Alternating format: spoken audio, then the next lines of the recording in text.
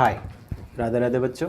तो पिछली वीडियो में हमारा नंबर सिस्टम टॉपिक चल रहा था, ठीक है, रीट लेवल 1 एवं 2 के लिए। तो उसमें से कुछ छोटी मोटी दो एक चीज़ें रह गई हैं, उसको और कंप्लीट कर लेते हैं, फिर नेक्स्ट टॉपिक करते हैं। ओके तो देखिए, श्रेणियों की बात कर ली थी कि श्रेणियों का n पद या श्रेणियों के योग गुणोत्तर श्रेणी तक की भी बात कर ली थी। देखिए यहाँ आप कह रहे हैं कि श्रेणियों क्यों करा रहे हैं। देखिए सीधे ही क्वेश्चन आ जाते हैं कि 1 का स्क्वायर, 2 का स्क्वायर, 3 का स्क्वायर, 4 का स्क्वायर, 5 का स्क्वायर, 6 का स्क्वायर, 7 का स्क्वायर, 8 का स्क्वायर, 9 का स्क्वायर, 10 का स्क्वायर, योग ज्ञात कीजिए। ठीक है, तो आप क्या करेंगे, सीधे संख्याओं के वर्गों का योग है, और वर्गों का योग क्या होता है, n into N plus 1 into 2n plus 1/2 1/6। Okay, तो इस तरह से आप सीधे ही संख्या का n बराबर 10, n बराबर 20, कभी सम संख्या आ जाएंगी, कभी विषम संख्या आ जाएंगी, तो इस प्रकार से करते हैं। तो इसलिए श्रेणियों का कराना पड़ता है। ओके, नेक्स्ट लेते हैं, कुछ छोटी मोटी चीज़ें रह गई हैं, उसको करते हैं।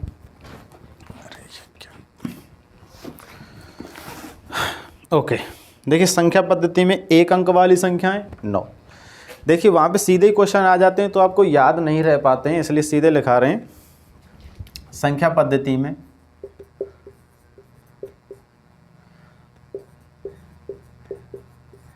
पद्धति में एक अंक वाली संख्याएं, एक अंक वाली संख्याएं 9 है। ठीक है, 2 अंक वाली संख्याएं, संख्या पद्धति में 2 अंक वाली संख्याएं, 2 अंक वाली संख्याएं हो जाएंगी आपकी 90। ठीक है, 2 अंक वाली संख्याएं 90। देखिए लेवल 1 के हिसाब से सीधे क्वेश्चन उठते हैं कि बताइए 2 अंक वाली संख्या कितनी है। तो इसलिए देखिए बहुत ही छोटे स्तर से करा रहे हैं, बहुत ही डाउन टू अर्थ तो लेके चल रहे हैं, बिल्कुल जीरो से लेके चल रहे हैं, जिससे आपको प्रत्येक चीज़ समझ में आए। ओके, नेक्स्ट, संख्या पद्धति में 3 अंक वाली कुल संख्याएं, संख्या पद्धति में 3 अंक वाली संख्याएं, 3 अंक वाली संख्याएं 900। ओके, संख्या पद्धति में 4 अंक वाली संख्याएं, संख्या पद्धति में 4 अंक वाली संख्याएं 9। ठीक है, तो इससे आप पता लगा रहे हैं। देखिए 1 अंक में 9, 2 अंक में 90, 3 अंक में 900, 4 अंक में 9000, 5 अंक में 90000, 9 से ही चलेंगे, एक एक जीरो बढ़ती चलेगी। तो आप सीधे इस सीक्वेंस से निकाल सकते हैं। ओके, नेक्स्ट लेते हैं, 1 से 100 तक, 1 से 100 तक की संख्याओं में कुल अंकों की संख्या, 1 से 100 तक, 1 से 100 तक की जो संख्याएं हैं, संख्याओं में कुल अंकों की संख्या, संख्याओं में कुल अंकों की संख्या,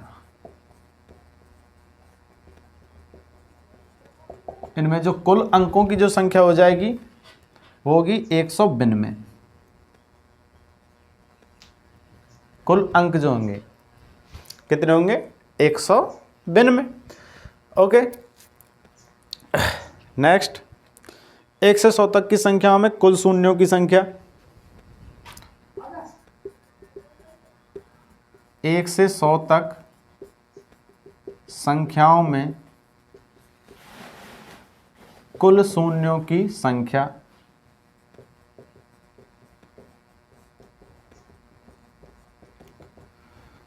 कुल शून्यों की संख्या कितनी हो जाएगी, 11। कुल शून्यों की संख्या कितनी हो जाएगी, 11। आप बेशक संभाल लेना, 11 ही होंगे।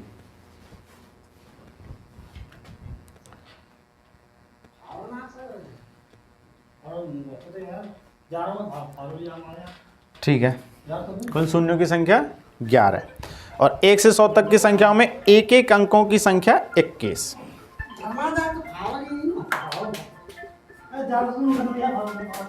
1 से 100 तक की संख्याओं में एक एक अंकों की संख्या 21। कितनी होंगी? 21। जैसे कि बात कर लें कि एक जो है वो 1 से 100 तक में कितनी बार आता है? 21। 2 जो है 1 से 100 तक में कितनी बार आता है? 3 जो है, ठीक है, इस हिसाब से। ओके, इसमें कुछ और चीज़ें हैं।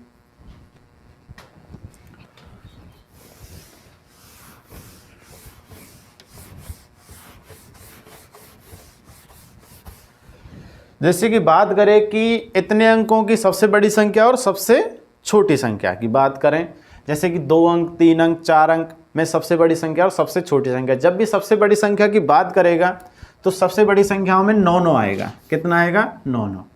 सबसे बड़ी संख्या की बात करें,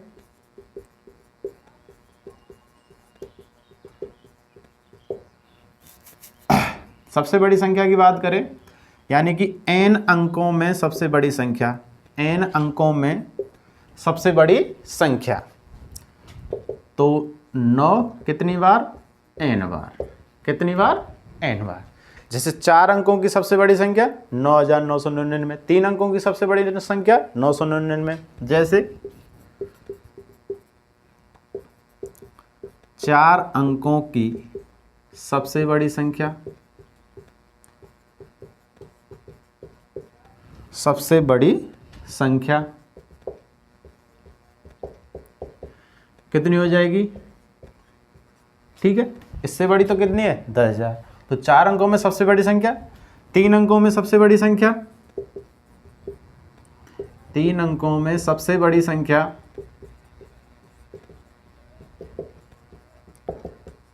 999। तो n अंकों में यानी कि 5 की पूछे, 6 की पूछे, 7 की पूछे, 10 अंकों की पूछे, जितने अंकों की पूछे 9 कितनी बार आएगा? n बार। यानी 4 अंक हैं तो 9 कितनी बार आ रहा है? 4 बार। 3 अंक हैं तो 9 कितनी बार आ रहा है? 3 बार। 5 अंकों की पूछे तो 9 कितनी बार आएगा? 5 बार। 6 अंकों की पूछे तो 9 कितनी बार आएगा? 6 बार। सबसे बड़ी संख्या की बात करें। सबसे छोटी संख्या की बात करें,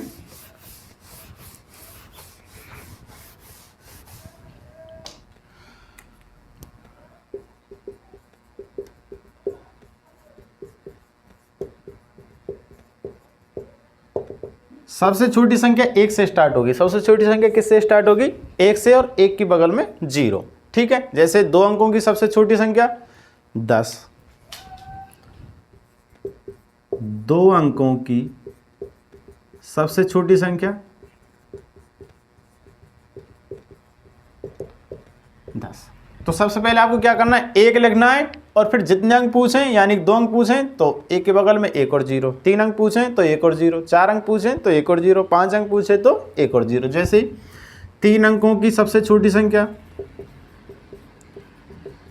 सबसे छोटी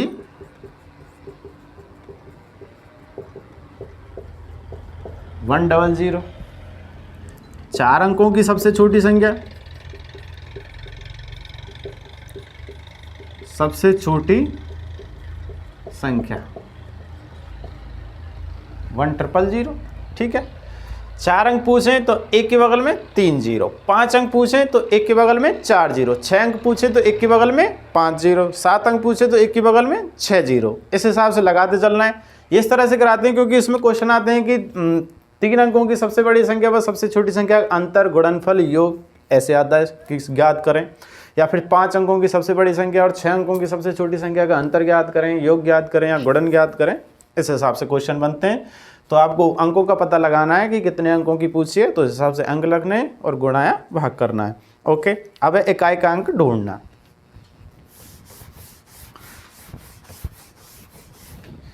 इकाई का अंक, मात्रक अंक, अंतिम अंक या एकक अंक।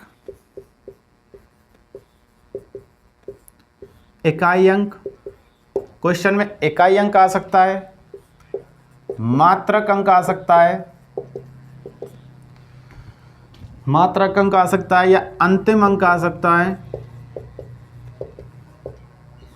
और या एकक अंक।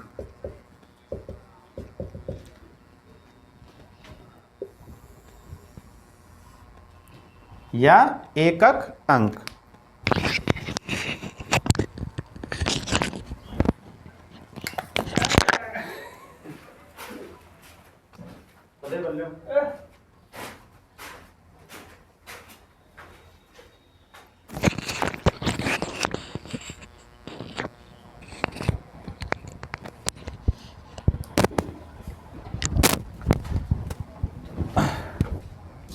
ठीक है, मात्रक अंक, इकाइक अंक, मात्रक अंक, अंतिम अंक या एकक अंक, किसी भी अंक की बात कर सकता है क्वेश्चन में, कोई भी अंक आ सकता है। इस पे कई बार क्वेश्चन बनते हैं, इकाई के अंक पे बहुत ज़्यादा क्वेश्चन बन जाते हैं कि इकाई का अंक निकालो।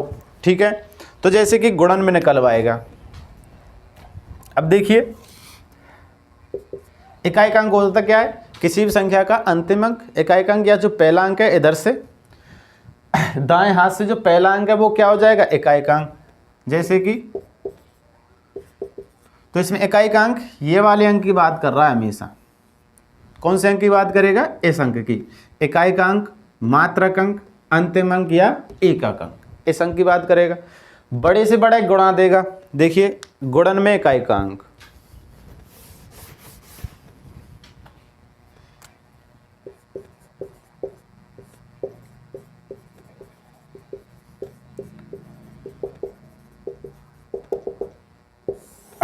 अब गुणन में इकाई का अंक, जैसे कि कई गुणा देगा एक साथ आपको। एग्जाम्पल के लिए लेते हैं, जैसे 673 गुणा 532 गुणा 747। अब इसमें पूछा है कि इस गुणन में आप इकाई का अंक बताएं, तो आपको कुछ नहीं करना, केवल इकाई के अंकों का गुणा करना है, पूरा गुणा नहीं करना है। ठीक है, पूरा गुणा करेंगे तो काफ़ी समय जाएगा, तो पूरा गुणा नहीं करना है। यही बात है कि इकाई का अंक निकालना बहुत ही सरल है। ठीक है, गुणन में तो इकाई का अंक निकालना बहुत सरल है, तो सिंपल रूप से क्या करेंगे, इसके इकाई के अंकों का मल्टीप्लाई करेंगे। 2 का मल्टीप्लाई 3 का मल्टीप्लाई 2 से और 2 का मल्टीप्लाई 7 से। ठीक है, तो सिंपल रूप से क्या करेंगे, 3 गुणा 2 गुणा 7, 7 दिन 14 दी 42। अब इस 42 में इकाई का अंक कौन सा है, 2। ठीक है, तो इस पूरी संख्या, इस पूरे गुणन का जो इकाई का अंक होगा वो क्या होगा, 2 होगा। ठीक है, तो गुणन तो बहुत ईजी है। अब आते हैं घातों में। बहुत ही छोटी छोटी चीजें हैं, इसलिए ज़्यादा एग्जाम्पल्स नहीं करा रहे हैं इसके। थोड़ी बड़ी चीज़ें आएंगी, उनके कई सारे एग्जाम्पल्स भी कराएंगे और थ्योरी भी कराएंगे। ठीक है, अब आते हैं घात में इकाई का अंक।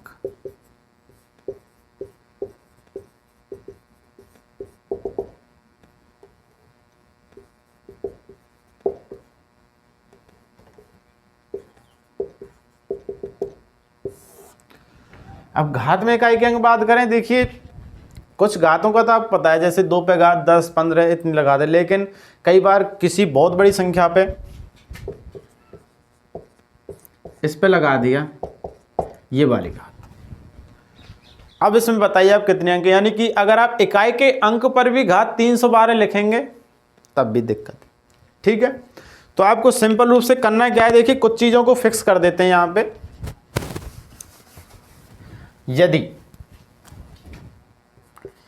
यदि आधार वाली संख्या में, यदि आधार वाली संख्या में, आधार जो आपको लिखी थी अभी, हाँ यही लिखी थी। ठीक है, देखिए इसको कहते हैं घात और इसे कहते हैं आधार। ठीक है, यदि आधार वाली संख्या में अंक 0, 1, 5 और 6, 0, 1, 5 और 6 है। ठीक है, देखिए आप कोई भी ले लें, जैसे 525 पे घात 123। ठीक है,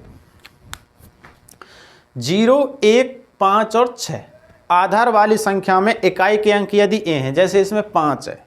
ठीक है, तब इस पे कितनी भी घात लगी हो, कितनी भी घात लगी, 100, 1000, 2000, लाख, 2 लाख, इनका इकाई का अंक हमेशा 0, 0 का इकाई का अंक 0, 1 का इकाई का अंक 1, 5 का इकाई का अंक 5 और 6 का इकाई का अंक 6 ही होगा। है, तब इन आधार वाली संख्या पर कितनी भी घात हो,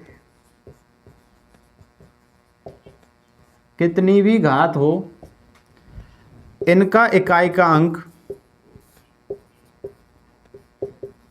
इनका इकाई का अंक हमेशा 0, 1, 5, 6 ही होगा। ठीक है, अगर ये इकाई के अंक आ जाए तो आपको कुछ नहीं सोचना है, घात कितनी भी हो, इकाई का अंक 0 का इकाई का अंक 0, 1 का इकाई का अंक 1, 5 का इकाई का अंक 5 और 6 का इकाई का अंक 6। सिंपल रूप से करना है, जैसे 525 पे घात 123 है। ठीक है, अगर आप 5 की घात को भी निकालें कि 5 पे घात 123 है, अरे कैसे निकालें, टफ है इकाई का अंक। ठीक है, क्योंकि इकाई का अंक ले रहे हैं तो केवल हम इकाई का अंक की बात करेंगे, और इकाई के अंक की बात करेंगे तो इकाई के अंक पर भी घात कितनी है, 123। ठीक है, तो सिंपल रूप से करना है कि 5 अगर इकाई का अंक है, उस पर घात कितनी भी हो, आपको सीधे 5। 0 है इकाई का अंक तो उस पर घात कितनी भी हो 0, 1 है इकाई का अंक, घात कितनी भी हो 1। ठीक है, क्यों होता है, देखिए आप 0 गुणा 0 करेंगे 0, फिर 0 गुणा 0 गुणा 0, 0, 0 गुणा 0, 0, आप ऐसे कितनी बार भी कर लें 0 ही आएगा। तो घात फिर कितनी भी हो जाए उससे कोई फर्क नहीं पड़ता है, कितना आएगा इकाई का अंक, वही सेम जैसे 1 है, 1 गुणा 1 1, फिर ये 1 है, 1 गुणा 1 1, फिर 1 गुणा 1 1, हमेशा कितना आएगा 1, इसलिए इकाई का अंक 1। अब इनकी बात कर लेते हैं 5 और 6 की। देखिए 5 का कैसे, जैसे 5 गुणा 5 25, अब इस 25 का गुणा 5 से करेंगे तो इस 5 का गुणा किससे होगा, इससे, फिर से 25, फिर इसमें से 25 गुणा 5, फिर इस 5 का गुणा किससे होगा, इस 5 से, तो फिर कितना आएगा 5, फिर इस 5 का 5 से, तो हमेशा कितना आता चलेगा, आप कितनी बार भी करते चले 5 का मल्टीप्लाई हमेशा 5 से ही होगा, तो कितना आएगा 5 ही आएगा। और ऐसे ही 6 से बात करें तो 6 गुणा 6 36, फिर इसमें से ये 6 तो 6 गुणा 6 फिर 36, फिर ये 6 आएगा, 6 गुणा 6 36। तो इस तरह से इन पे कितनी बार कितनी भी घात आ जाए, घात का मतलब है इनका कितनी बार गुणा हो रहा है, घात का मतलब क्या है, कितनी बार गुणा हो रहा है। जैसे इनका 2 बार गुणा हो रहा है तो घात 2, 3 बार गुणा हो रहा है तो घात 3, 4 बार गुणा हो रहा है तो घात 4, 123 312 बार गुणा हो रहा है तो इनका 312 घात है। ठीक है, अब देखिए अन्य संख्याओं के लिए क्या करते हैं।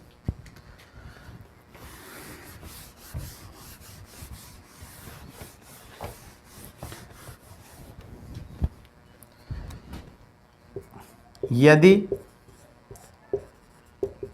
आधार वाली संख्या में इकाई का अंक 0, 1, 5, 6 के अलावा अन्य अंक है, अलावा कोई अन्य अंक है। ठीक है, कितना हो जाए 2, 3, 4, 7, 8, 9 ये अंक आ जाएं, तब घात में 4 से भाग लगाते हैं, घात में 4 से भाग लगाते हैं। ठीक है, और शेष की घात निकालते हैं, शेष की घात निकालते हैं।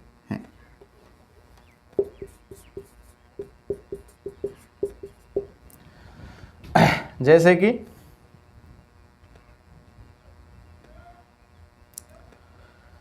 हमने बात की थी अभी, वही आपका चल रहा था 312। ठीक है, तो अब देखिए 2 है तो हम इसमें घात में कितना भाग लगाएंगे, 4 का भाग लगाएंगे, यानी कि 312 में भाग 4 का कितनी बार जाएगा, देखिए 4 सत्ते 28, 3 4 8 32, ये तो पूरा पूरा चला गया। शेष कितना बचा 0, शेष कितना बचा 0, शेष कितना बचा 0, तो 2 पे घात 0 कर देंगे, और 2 पे घात 0 कर देंगे तो कितना आएगा 1, कितना आएगा 1, इस हिसाब से। ओके, जैसे एक और एग्जाम्पल है,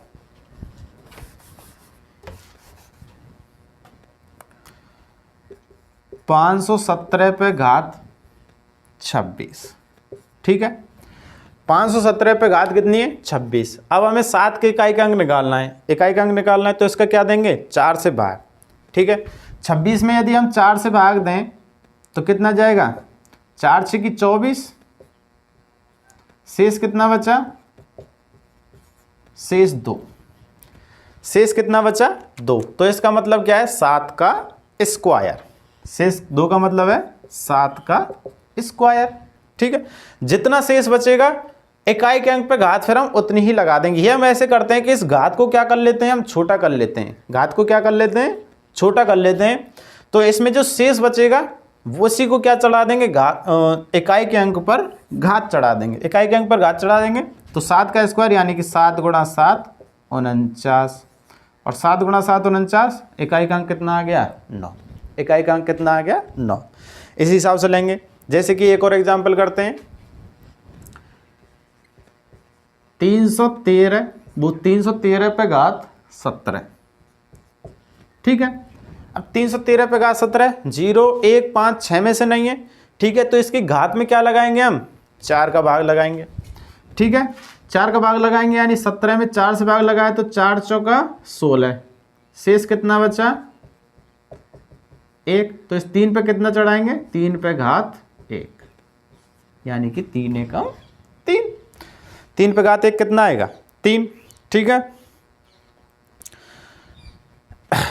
अब ये करते क्यों हैं, क्योंकि 4 बार कोई भी संख्या अगर हम 4 बार गुणा करें तो वही संख्या वापस रिपीट होने लग जाती है। देखिए कैसे, जैसे 2 है, 2 गुणा 2 4, 4 का गुणा करेंगे 2 से 8, 8 का गुणा करेंगे 2 से 16, और 16 का गुणा करेंगे 2 से तो 32। इकाई का अंक कितना आ गया 2, इकाई का अंक कितना आ गया 2, ठीक है। इसलिए हम किससे भाग लगाते हैं 4 से भाग लगाते हैं, इसलिए किससे भाग लगाते हैं हम 4 से भाग लगाते हैं,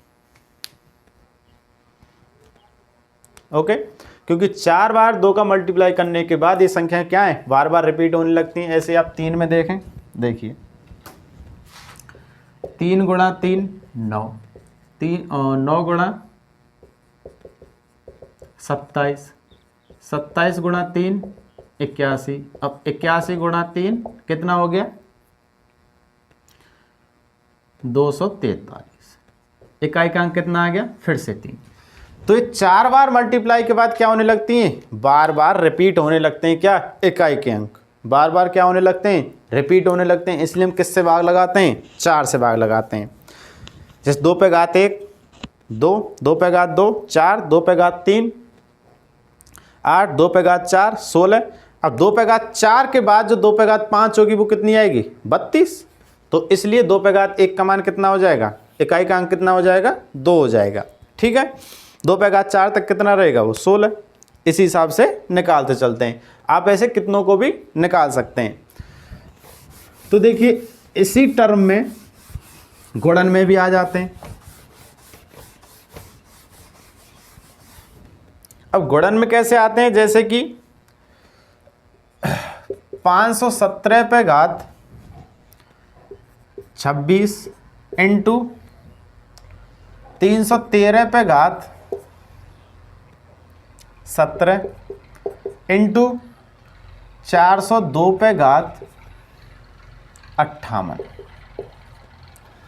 402 पे घात 58। अब 402 पे घात 58 है तो हमें इसका क्या चाहिए इकाई का अंक। तो पहले इस घातों को सॉल्व करेंगे और फिर क्या करेंगे गुणा।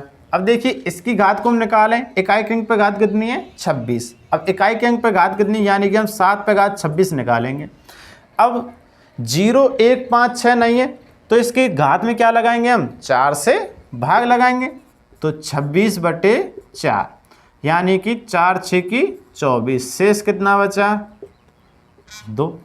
अब शेष 2 बचा तो 7 पे कितना स्क्वायर हो, 7 पे क्या हो जाएगा 7 का स्क्वायर यानी कि 49। ओके अब लेते हैं 313 यानी 3 पे घात कितनी है 17, इसको निकालेंगे यानी कि 17 बटे 4, 4 चौका 16, शेष कितना बचा, शेष 1, शेष कितना बचा 1, तो 3 पे घात कितनी लगाएंगे 1, और 3 पे घात 1 कितना हो जाएगा 3। अब 2 पे घात 58, 58/4, ठीक है, 4 एकम 4 और 4 चौका 16, शेष कितना, शेष बच गया 2, ठीक है। अब शेष 2 बच गया तो 2 पे घात 2, 2 पे घात 2 कितनी हो जाएगी 4।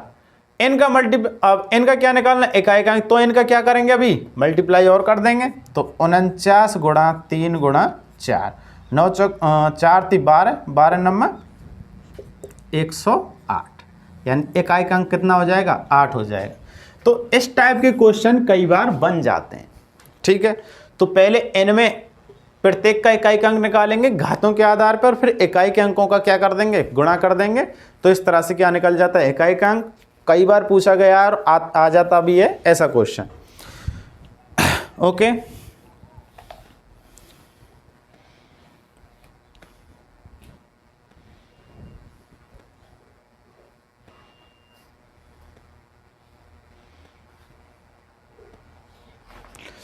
देखिए भाजकों की संख्या और एक चीज,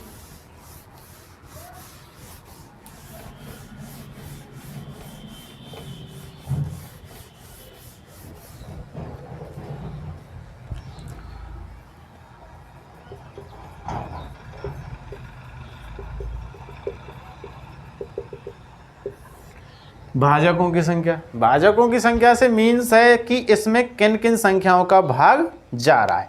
जैसे कि हम बात करें छोटी संख्याओं का पता लगा सकते हैं, जैसे कि 6, ठीक है, कोई भी 6 संख्या है तो इसमें किन किन संख्याओं का भाग जा रहा है। देखिए भाजकों की संख्या एक तो 1 का भाग जा रहा है, 2 का भाग जा रहा है, 3 का भाग जा रहा है और 6 का भाग जा रहा है, तो इसके भाजकों की संख्या कितनी हो जाएगी 6, ठीक है। अब जैसे और ले लें, 15 ले लेते हैं, 15 में देखिए 1 से जा रहा है, 3 से जा रहा है, 5 से जा रहा है और 15 से जा रहा है, तो इसके भाजकों की संख्या कितनी हो जाएगी 15। अब लेकिन बहुत ज़्यादा बड़ी संख्या आ जाएं तब आप उनको किस तरह से निकालेंगे।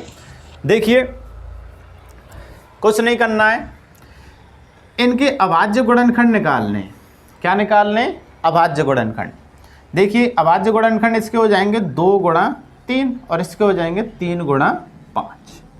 ओके, अभाज्य गुणनखंडों पे घात कितनी है 1 1, इन पे कितनी है 1 और इस पे भी कितनी है 1, तो आपको सिंपल रूप से इनके घातों को लेना है। इन घातों में 1 जोड़ना है, गुणा, तो 2 गुणा 2 4, भाजकों की संख्या कितनी हो गई 4। यहाँ पर भी 1 + 1 गुणा 1 + 1, 2 गुणा 2, यानी कि भाजकों की संख्या कितनी हो गई 4। इस तरह से आप किसी के भी भाजकों की संख्या निकाल सकते हैं। जैसे कि आप 18 का देखें, छोटी संख्या ले रहे हैं अभी, 18 के गुणनखंडों की बात करें, अभाज्य गुणनखंड, देखिए अभाज्य गुणनखंड आप सिंपल रूप से इस तरह से कर सकते हैं, 2 9 3, तो इस पे कितना हो गया 2 पे घात 1 और 3 पे घात 2, 3 कितनी बार है 2 बार, ठीक है। अब इसकी बात करें कि इसके भाजकों की संख्या कितनी होगी, देखिए यहाँ पे घात कितनी है 1, तो 1 + 1 और यहाँ पे घात कितनी है 2, तो 2 + 1, तो 1 और 1 2 और 2 और 1 3, 3 दूनी 6, इसके भाजकों की संख्या कितनी हो जाएगी 6 हो जाएगी।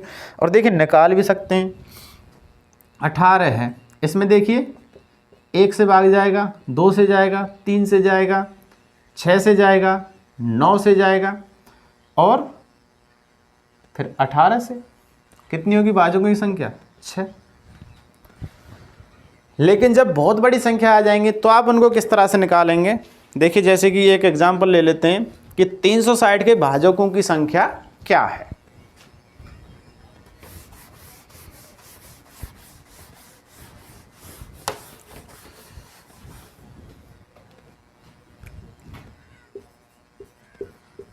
तीन 360 के भाजकों की संख्या क्या है, ठीक है। अब 360 की क्या निकालेंगे, अभाज्य गुणनखंड। देखिए अभाज्य गुणनखंड आप इस तरह से निकाल सकते हैं, 2 से फिर 2 से करेंगे, फिर 3 से और 5, यानी कि 2 पे घात 3 इंटू 3 पे घात 2 इंटू 5 पे घात 1। अब देखिए 2 पे घात कितनी है 3, यानी कि 3 + 1, जितनी घात होगी उतनी ही लेंगे, 1 घात है तो 1, 2 घात है तो 2।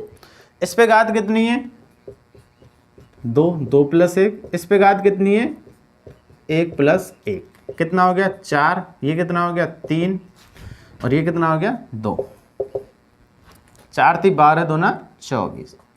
तो इसके भाजकों की संख्या कितनी हो जाएगी 24। तो 360 के भाजकों की संख्या कई बार क्वेश्चन में आया है, कई पेपरों में आ जाता है, तो इसलिए क्वेश्चन करा भी दिया है। 360 के भाजकों की संख्या 24 और निकालते इस तरह से, पहले आप अभाज्य गुणनखंड कर लें। आप सीधे सीधे नहीं देख सकते कि 360 में 1 से जा रहा है, 2 से जा रहा है, 3 से जा रहा है, फिर 4 से जा रहा है, फिर 5 से जा रहा है, फिर 6 से जा रहा है। ठीक है, इस तरह से आप लिखते चलेंगे 24, कोई छूट भी जाएगा। तो अब इस तरह से आप अभाज्य गुणनखंड निकालें। सिंपल अभाज्य गुणनखंड की घातों को देखें और घातों में एक एक जोड़ के गुणा कर दें। घातों में क्या करें, एक एक जोड़ के गुणा कर दें, तो सिंपल रूप से इसके भाजकों की संख्या आ जाएगी। ठीक है, तो संख्या पद्धति में थ्योरी में तो इतना ही था। आप कहें तो इसकी एक्सरसाइज के क्वेश्चन भी ले लेंगे कि आपको कुछ एग्जाम्पल्स करा दें, आप हमें कमेंट कर देना। ठीक है, नहीं तो हम नेक्स्ट टॉपिक लेंगे वर्ग एवं वर्गमूल, घन एवं वर्गमूल, स्क्वायर एवं रूट। ठीक है, क्योंकि इसमें एक्सरसाइज के क्वेश्चन कराना कुछ जैसा नहीं है, थ्योरी में बहुत सिंपल थ्योरी है। बस आपको थोड़ी बहुत चीज़ें पता होनी चाहिए और आपके पास जो बुक है आप उससे प्रैक्टिस कर सकते हैं। ठीक है, अपने लिए प्रैक्टिस बुक एक ज़रूर रखें और अपने पास सिलेबस भी ज़रूर रखें। बिना सिलेबस के कुछ नहीं है।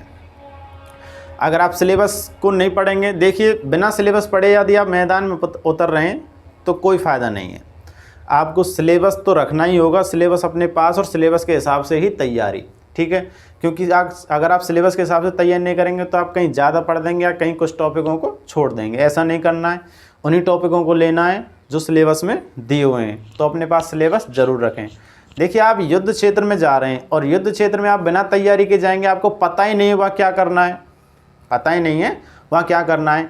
आप लेके गए तलवार और सामने वाला बंदूक ले आया, तो फिर आप कैसे करेंगे? आपको पता होना चाहिए कि युद्ध के मैदान में किन किन हथियारों से लड़ाई लड़ी जा सकती है, और जब उन हथियारों से लड़ाई लड़ी जा सकती है तो उन्हीं हथियारों को साथ में लेके जाना है। तो आपको सिलेबस का तो पता होना ही चाहिए। अगर आप सिलेबस का पता नहीं करेंगे तो कोई फ़ायदा नहीं है, बिना सिलेबस के मैदान में जाने से कोई फ़ायदा नहीं है। ठीक है, तो हमारे चैनल को लाइक करें, शेयर करें, सब्सक्राइब करें, कमेंट करें। राधे राधे बच्चों।